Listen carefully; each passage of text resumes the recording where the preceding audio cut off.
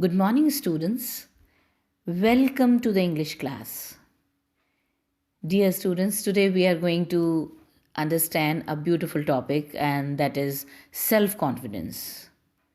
Do you know what is self confidence? Self confidence is the biggest capital of success. Confidence means believing in oneself and performing our task with full confidence, without fear. Confidence is shown in the work done by a person always. Self confidence should be inside every person. On the strength of confidence, we alone can face the biggest challenges. A person who has self confidence never gives up and definitely achieves success. So, dear students, today we are going to witness a live example of self confidence in the form of Dr. Sudha Murthy. Dr. Sudha Murthy is the chairperson of the Infosys Foundation. She is involved in a number of social development initiatives and is also a widely published writer. The Indomitable Sudha Murthy, adapted from Apro JRD by Sudha Murthy. It was a long time ago.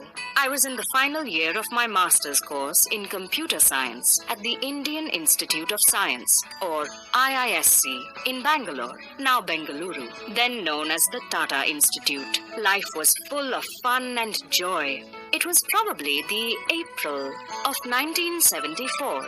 Bangalore was getting warm, and red gulmohars were blooming at the IISc campus.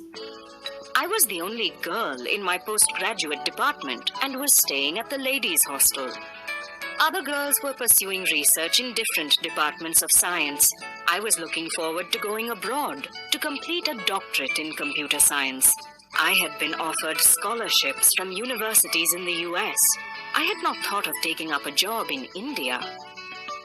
One day, while on the way to my hostel from our lecture hall complex, I saw an advertisement on the notice board. It was a standard job requirement notice from the famous automobile company Telco, now Tata Motors. It stated that the company required young, bright engineers, hard-working, and with an excellent academic background, etc. At the bottom was a line, "Lady candidates need not apply." I read it and was very upset.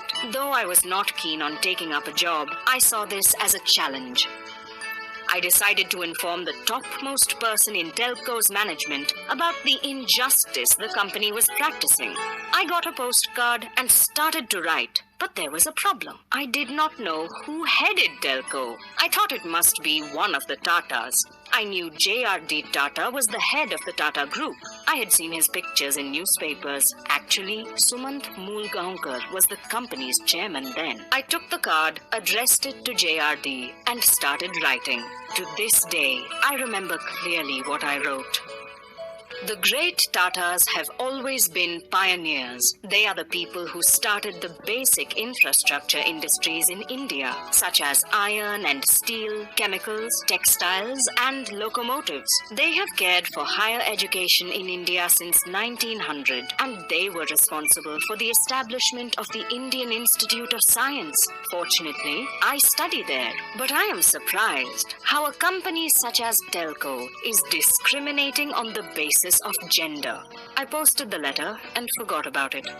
Less than 10 days later, I received a telegram stating that I had to appear for an interview at Telco's Pune facility at the company's expense. I was taken aback by the telegram. As directed, I went to Telco's Pimpri office for the interview. "This is the girl who wrote to JRD," I heard somebody whisper as soon as I entered the room. By then, I knew for sure that I would not get the job. That realization abolished all fears from my mind, so I was rather cool while the interview was being conducted. Even before the interview started, I reckoned the panel was biased, so I told them, rather impolitely, "I hope this is only a technical interview." They were taken aback by my rudeness, and even today I am ashamed about my attitude.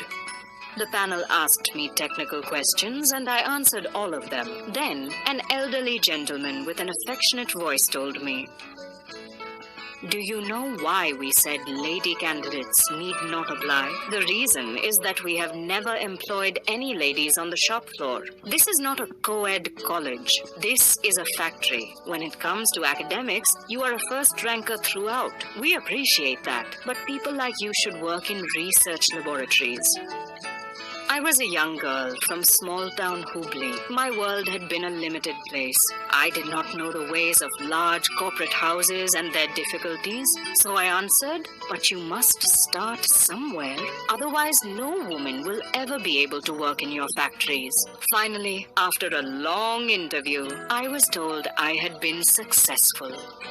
I consider JRD a great man because, despite being an extremely busy person, he valued one postcard written by a young girl seeking justice. He must have received thousands of letters every day. He could have thrown mine away, but he didn't do that. He respected the intentions of that unknown girl who had neither influence nor money and gave her an opportunity in his company. He did not merely give her a job. He changed her life and mindset forever.